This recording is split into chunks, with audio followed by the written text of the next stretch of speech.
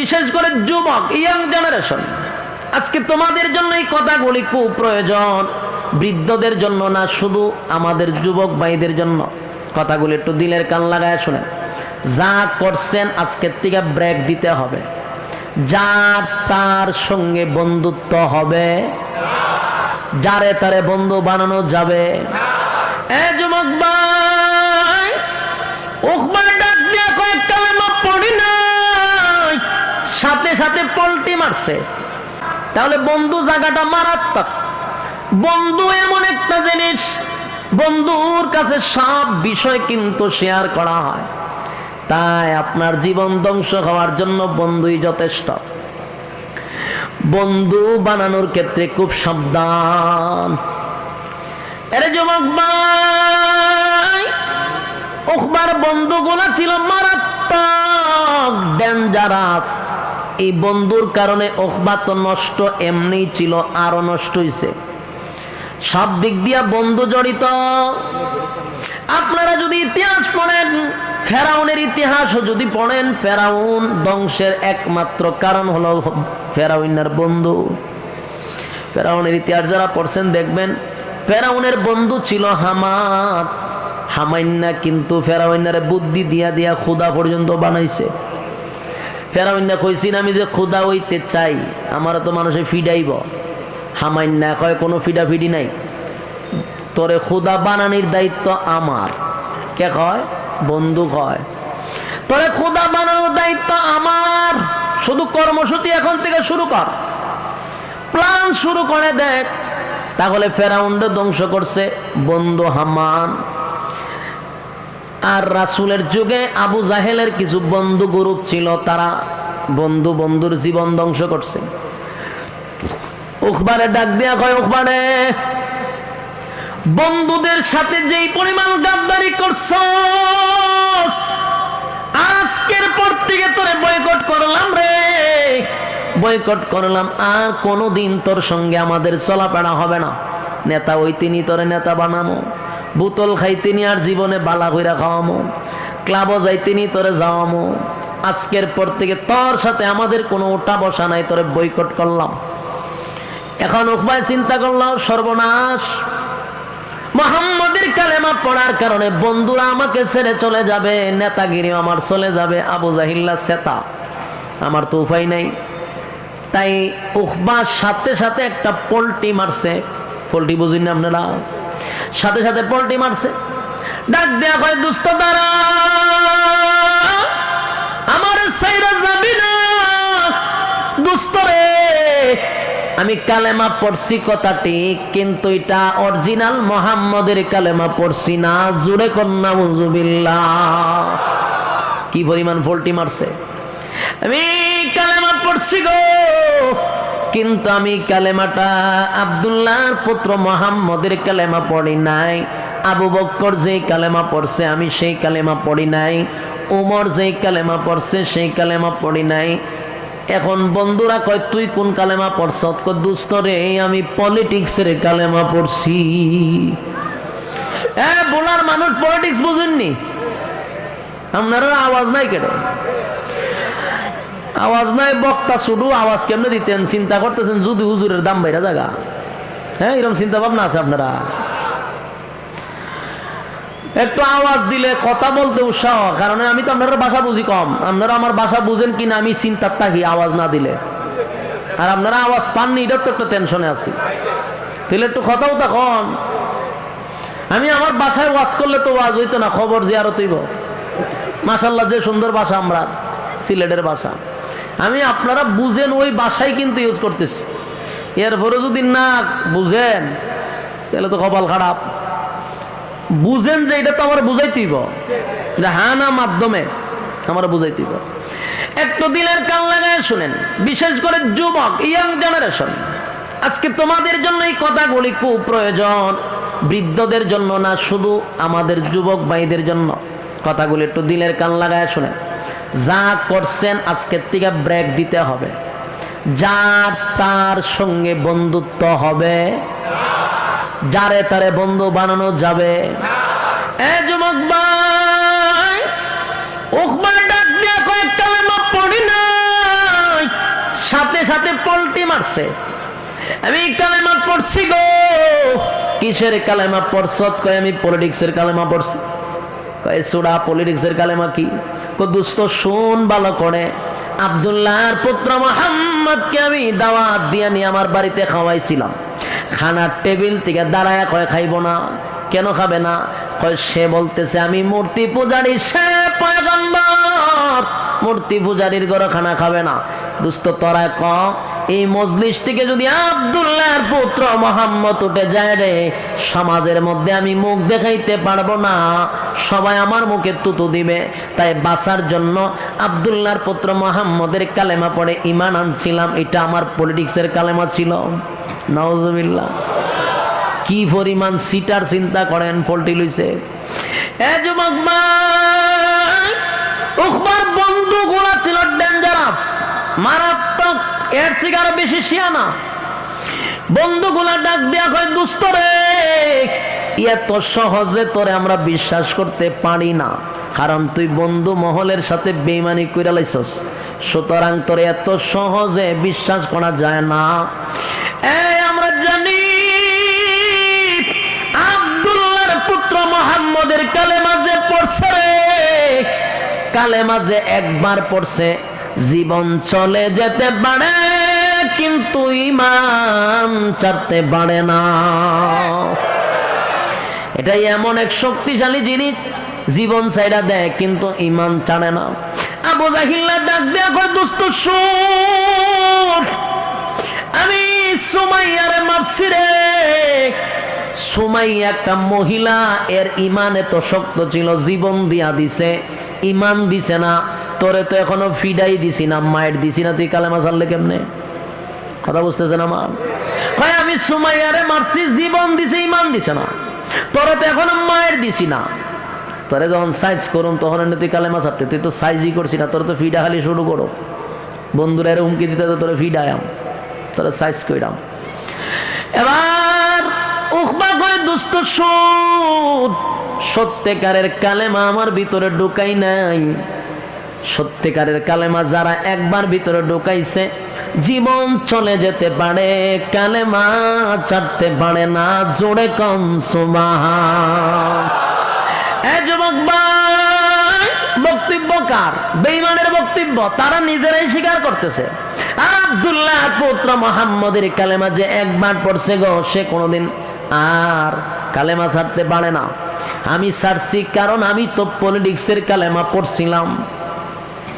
এবার যুবক ভাই, আবু জাহিল্লা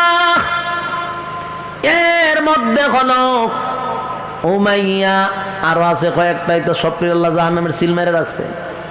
সবটি শয়তানগুলি এর বুদ্ধি দিছে, দুস্থ দাঁড়া, তুই যে ফল্টি বাজ আমরা কেমনে বুঝবো? তুই আবার ফল্টি দিতে নাই এমন তো কোনো গ্যারান্টি নাই। তুই যে অরিজিনাল কালেমা পড়ছত না ডুপ্লিকেট কালেমা পড়ছত আমরা এখনো কনফার্ম না। এটা কনফার্ম হওয়ার জন্য একটা কাজ করতে হবে। কি কাজ?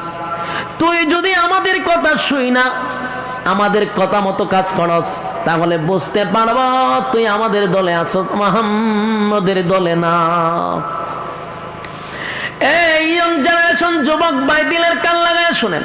বন্ধু কিন্তু পরামর্শ দিতেছে বন্ধুদেরকে, বন্ধুর দ্বারা কি কি ক্ষতি হয় একটু দিলের কান লাগায় শুনেন। বন্ধুর দ্বারা কি ক্ষতি হতে পারে? বন্ধু আপনাকে জাহান্নামে নিতে পারে, এটা বিশ্বাস করেন? কথা হয় না?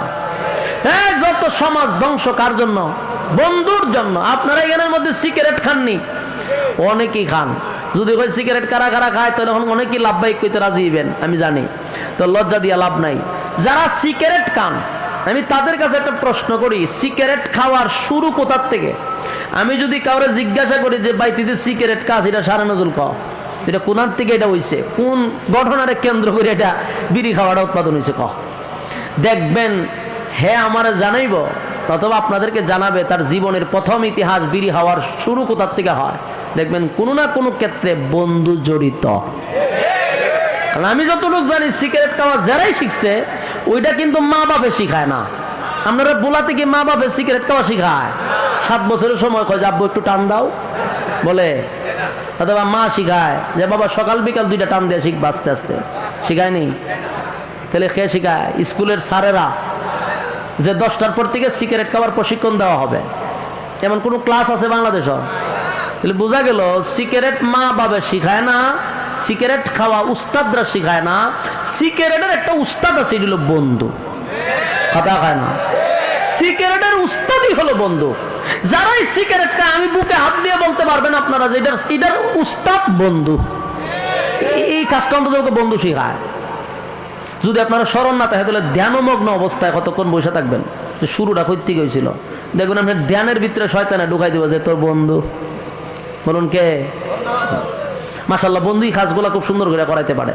এরপরে যারা গাঞ্জা খায়, এরপরে এখন বাড়িছে কি তা নেশাগ্রস্ত যে সমস্ত পণ্যগুলা, এই যে ট্যাবলেট, এরপরে বাড়িছে এখন কি তা নামও চিনি না, ওই যে আপনার ডাইল হয় একটারে, এরপরে ডাইল লই একবার আমি পড়ছিলাম বেজালো।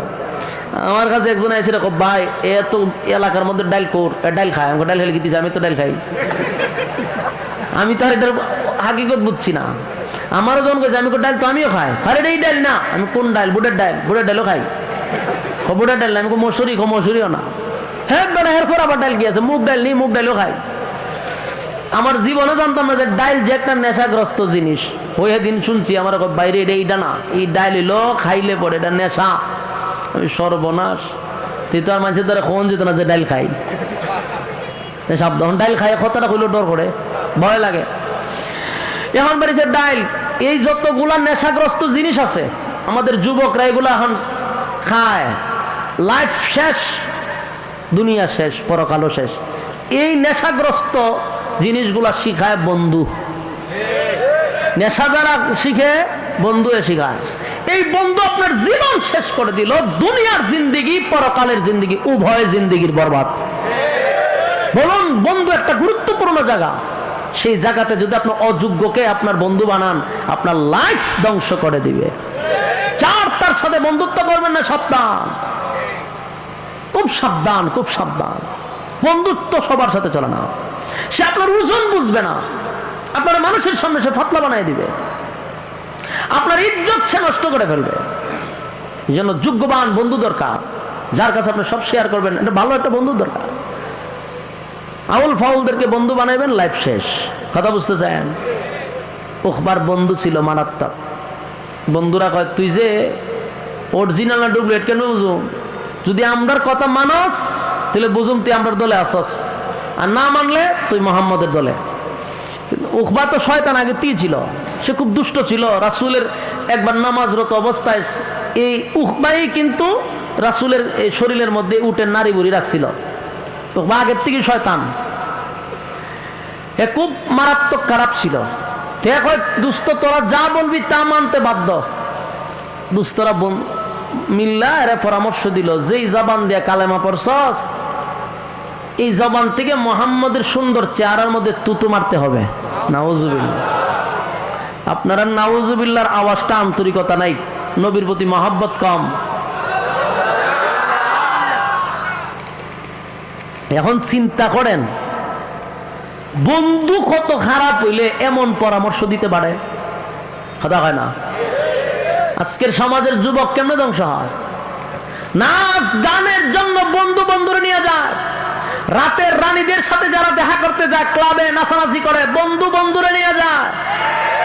ক্লাবে একা একা যায় না, বন্ধু বন্ধুরে নিয়ে যায়। যারা বোতল খায় হমানে, বন্ধুরা মিল্লা বোতল খায়, একা বোতল খায় না। কেসিনোতে টাকা লাগায়, একা লাগায় না, বন্ধুরা মিল্লা লাগায়।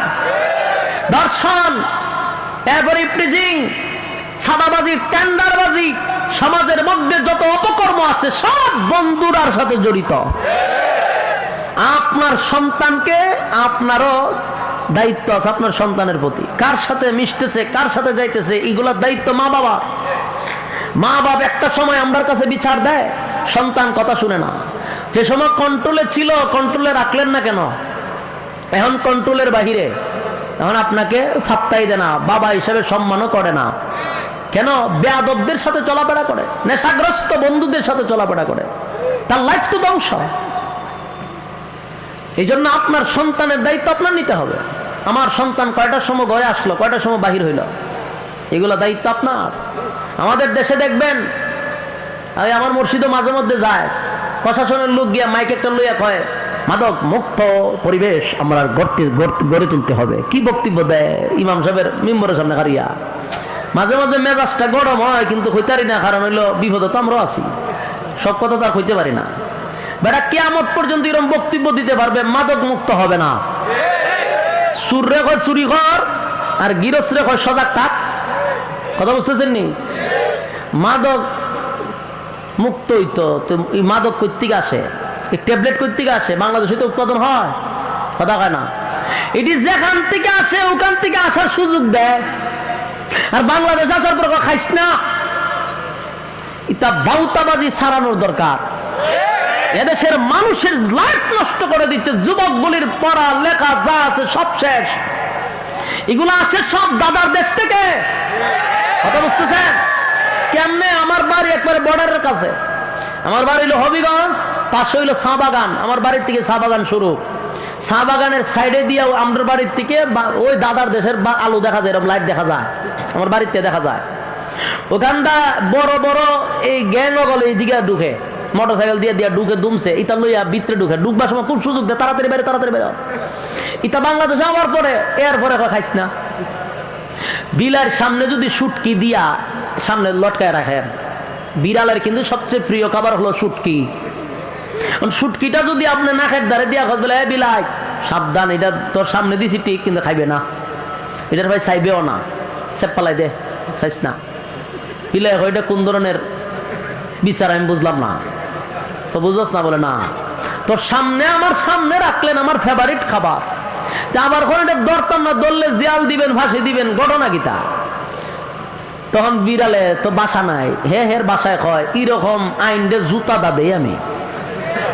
বিড়ালে কয় এরকম আইন যারা করছে এর কপালে জুতা দা মারি। আমার ফেভারিট খাবার আমার নাকের সামনে দিয়া খাইস না, খাইলে জরিমানা।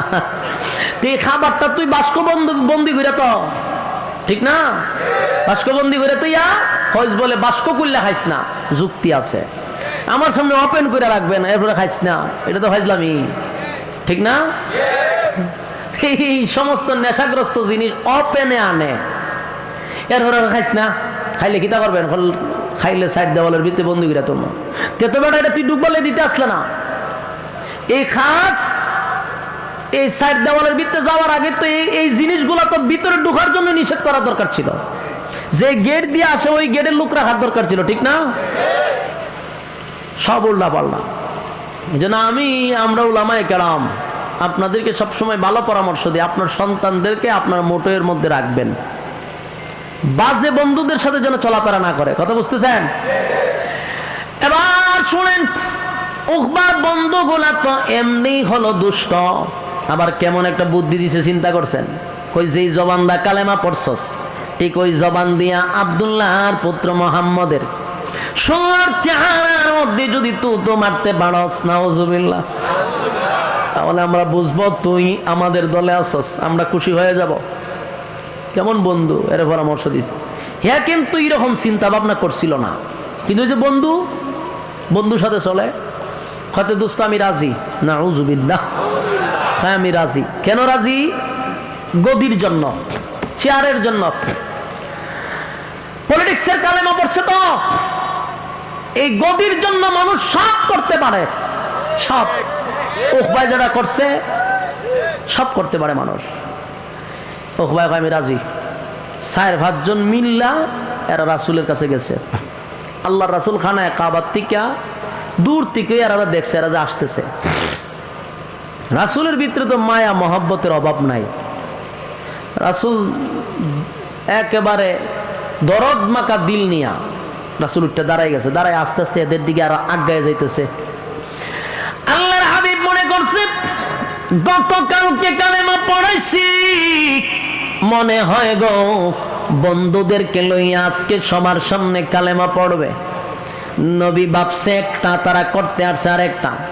আল্লাহর হাবিব ভাবছিল হায় রে, নেতারে কালকে কালেমা পড়াইছি, আজকে নেতায় আরো 5 জন নেতা নিয়ে আসছে, এরা যদি কালেমা পড়ে গো ইসলামের শক্তি বেড়ে যাবে।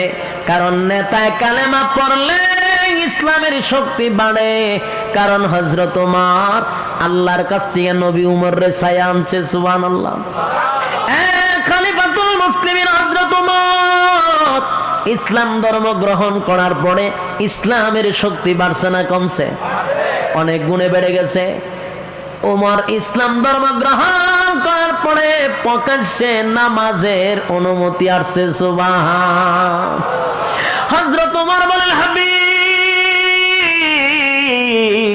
আমি ওমর কালেমা পড়ছি গো, আর আজকে আপনি লুগাইয়া লুগাইয়া নামাজ পড়বেন, এটা তো হতে পারে না। আমি আপনারে ওয়াদা দিলাম আজকে থেকে আপনি প্রকাশ্যে নামাজ পড়বেন। আল্লাহর হাবিব আমারে অনুমতি দেন, আমি একটা বক্তৃতা দিব। হযরত ওমর তরবারি লইয়া জোরে জোরে বক্তব্য দিতে লাগলো। এই মক্কা নগরীর কুরাইশ বংশের লোকেরা এবং যত লোক আছে সবাইকে আমি সাবধান করে দিলাম, আমি ওমর ইসলাম ধর্ম গ্রহণ করছি, প্রকাশ্যে নামাজ হবে। পারত যদি কেউ বাধা দিতে, কার সন্তান এতিম করতে চাস আমার তরবারির কাছে আয়, কার বিবিকে বিধবা বানাইতে চাস আমার তরবারির কাছে আয়। এবার আবু জাইল্লা ঘর থেকে কয়, সব বানাচ্ছে তোমার বক্তব্য কে দে রে আমার এলাকায়? আবু জাইল্লা ঘর থেকে বাইরে গিয়া দেহে উমর বক্তব্য দে। উমর রে দেখে আবু জাইল্লা পিছন দিকে না চাই একটা দৌড়দা করে গেছে। আপনারা দেশ কুত্তা কুত্তায় কুত্তায় খাদ্য লাগতে দেখছেন নি? কুকুর আর কুকুরে দেখছেন? দেখার মধ্যে খালি দেখলেই তোরা কিছু শিখেন। কুত্তায় যখন খাদ্য লাগে, যার সাথে ঝগড়াটা লাগতো চায়, যেটা একটু সবল স্বাস্থ্যবালা বডিওয়ালা, এটার সাথে যখন ঝগড়া লাগতো যায়, যেটা দুর্বল, এটা যখন দেহে এটার শরীর মোটা ছোটা ধরলে খাইয়া লইব, তখন হেন মত কিভাবে হয় জানেননি? তখন দেখবেন দুর্বল কুকুরটা আস্তে করে লেঙ্গুরটা তার দুই ভাবের নিচে তা ঢুকায়। দেখছেন কিনা জানি না, আমি নিজে দেখছি। দুইটা পায়ের নিচে দিয়ে লেঙ্গুরটা ঢুকাই দেয়, ঢুকাইয়া এভাবে খাইতে হয়, খাইতে গ্যাক গ্যাক করতে বিজলি দেয়, বিজলি দিয়ে আস্তে আস্তে আস্তে করে আটকে একটা দৌড় মারে। ঠিক নেই? এর দ্বারা বোঝা যায় বাবা তোর শরীর মরিল দিকে বুঝা লাইছি যে দললে আমার ছাড়তে না, তাই আগের থেকে লেজটারে পায়ের নিচে নিয়া এরপরে বেখা হইয়া একটা দৌড় দেয়। ঠিক তেমনি ভাবে আবু জাহেল উমরের দিকে একবারে লেজ গুটাইয়া দৌড় দিয়া ঘরের ভিতরে গেছে। সব বনা উমর উমরের দিকে খুব ডরাইছে। উমরের মেজাজ ছিল গরম। ইসলামের অনেক উপকার হয়েছে উমর আসার পরে। খলিফাতুল মুসলিমিন হযরত উমরের শয়তানে ভয় পাইতো, এমন মেজাজ গরম ছিল। আর এই মেজাজটা আল্লাহর কাছে পছন্দ ছিল। সুবহানাল্লাহ। উমরকে বলা হয় মেজাজে ওহী, যার মর্জি মিজাজ মতো আল্লাহ কোরআনের বহু জায়গায় আয়াত নাজিল করছে। সুবহানাল্লাহ। উমরের মেজাজ গরম ছিল। একবার রাসূল এক সাপরিয়ারে কইতেছে তোর গাটি কিতা, এক হয়টার ভিতরে সাপ আছে। রাসূল কই দেখি, এবার দেখাইতাম না। দেখাস না, এখন আর দেখাবো না। রাসূলটা না করে দেখাইতো না। রাসূল দুইবার কইছে, হে রাসূলের ফাত্তাই দেয় না। আল্লাহ রাসূল সব বনা সেদিন আমার দেখা হই না, তো দেখায় না শেষ, রাসূল চলে যাবে। রাসূল চলে যাবে, হঠাৎ করে রাসূল তাকায়া দেখে হের নিচে দিয়ে তাকায়া দিয়ে ফসরাপ করতেছে দাঁড়াইয়া, আবার দেহ শরীর কাঁপতেছে, চোখ দুইটা বড়ি গেছে। রাসূল কই ইন্না লিল্লাহ, আমি তো তোমার কোনো কষ্ট দিছি না, আমি তোমার কি দমক দিছি? আমার দ্বারা কি কোনো কষ্ট পাইছ? তখন দেখে খালি কাঁপে আর মুতে, আবার চোখ দুইটা বড় বড়। রাসূল কয় আমি কি কষ্ট দিলাম? তারা তো কোনো দমক দিলাম না, এইভাবে এরকম অবস্থা কেন হইলো? রাসূল হঠাৎ করে ভিসা তাকায়া দেখে উমর খাড় হইছে। খলিফাতুল মুসলিমিন উমর যে খাড় হইছে, তরবারি একবার ঢুকায় একবার বের করে। এই দৃশ্য দিককে জাগাত মুতে দিছে এবং কাঁপা শুরু করছে। রাসূল কয় সর্বনাশ, এই কারণে তুই কই হেরি অবস্থা কেটে? উমর রে হয় তোমার চোখ লামাও, তোমার এই চোখ দিককে হেতে জাগাত মুতে দিছে।